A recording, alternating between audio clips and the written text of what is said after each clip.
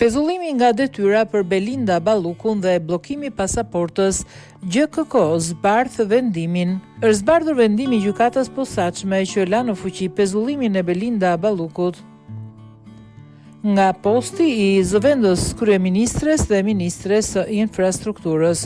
GKK sqaron se ndaj Belinda Ballukut e akuzuar për abuzim me tenderin e llogaras dhe lotin 4 të Unazës së Madhe u vendos vazhdimi masës së sigurisë, ndalimi i daljes jashtë shtetit dhe pezullimi i ushtrimit të një detyre a shërbimi publik.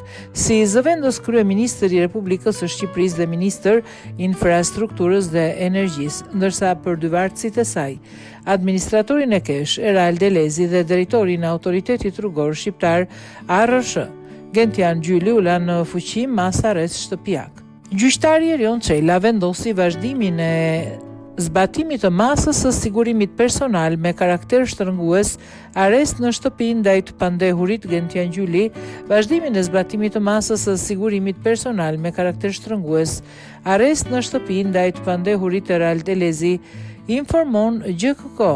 Ndaj vendimit të gjyqtarit Erion Çela mund të bëhet ankimim në gjykatën e posaçme të apelit kundër korrupsionit dhe krimit të organizuar brenda 5 ditëve.